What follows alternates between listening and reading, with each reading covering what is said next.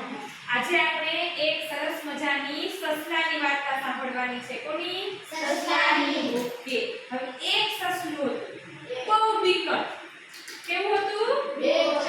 બીકણ. એટલે પાન ખરે તો પણ બીવે, તણખલું પડે તો પણ બીવે, પાણીનું ટીપું પડે તો પણ બીવે, સેજ એવો અવાજ થાય ને તો પણ બીવે. એકદમ બીકણ. એક વખત આ સસલું છે ઈ જંગલમાં એક વૃક્ષની નીચે સૂતું. એવામાં ઉપરથી ઝાડનું પાન પડ્યું અને સસલું એકદમ બી ગયું. અને બી ગયું એટલે દોડ્યું અને ભાગ્યું.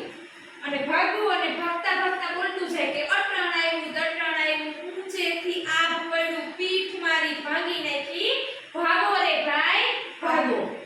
હવે એમ કરતા કરતા દોડતું જાય ને બોલતું જાય, દોડતું જાય ને બોલતું જાય. અને એમ કરતા કરતા સામેથી એને એક વાંદરાભાઈ મળ્યા. વાંદરાભાઈ કીધું કે એ સસલા ઉભો રહે. આટલો બધો દોડતો હાંફતો ક્યાં ભાગ્યો જાશો? તો કે ભાગો. તો વાંદરાભાઈ કે પણ શું થયું છે તે ભાગો? તો કે અટણ આવ્યું, ઊંચેથી આભ પડ્યું, પીઠ મારી ભાંગી નાખી, ભાગો રે ભાઈ ભાગો. વાંદરાભાઈ પણ કઈ સમજ્યા નહીં અને વાંદરાભાઈ પણ ભાગ્યા. સસલું આગળ અને વાંદરાભાઈ પાછળ. હવે તો બે બોલતા જાય કે અટણ આવ્યું, ઊંચેથી આભ પડ્યું, પીઠ મારી ભાંગી નાખી, ભાગો રે ભાઈ ભાગો. બે દોડતા જાય ને બોલતા જાય. એમ કરતા કરતા શિયાળભાઈ મળ્યા. શિયાળભાઈએ બેને કે એ ઉભા રહ્યો કે આમ ક્યાં દોડતા જાઓ છો? સસલો કે ભાગો શિયાળભાઈ ભાગો.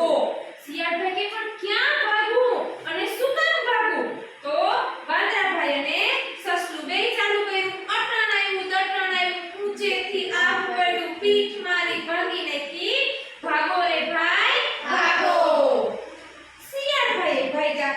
આગળ સસલાભાઈ, પાછળ વાંદરાભાઈ અને એની પાછળ શિયાળભાઈ. ત્રણેય દોડતા જાય, ભાગતા જાય અને બોલતા જાય. શું બોલતા જાય?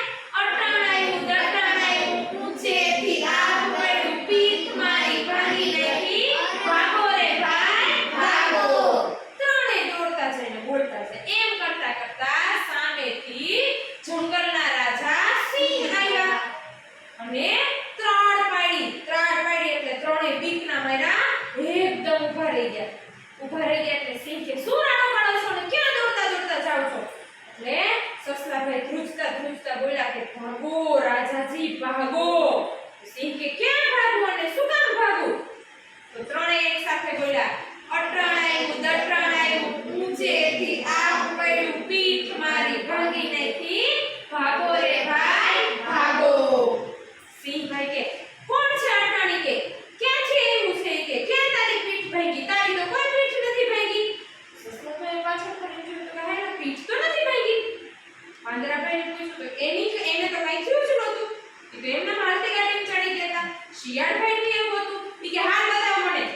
સસલાભાઈ કે હાલો. સસલાભાઈ આગળ, વાંદરાભાઈ, શિયાળભાઈ ને એની હારે સિંહભાઈ બધાય હતા આવ્યા પેલા ઝાડ નીચે. આવીને સસલાભાઈ બતાવ્યું કે આ રહ્યું. સિંહભાઈએ જોયું તો ત્યાં તો એક ઝાડનું પાંદડું હતું. સિંહભાઈ કે શું છે પણ હવે આ પાંદડું છે કે બીકણ તારી જાત કે. અને સસલુભાઈ છે ઈ બીકનું માર્યું, શરમાઈ ગયું અને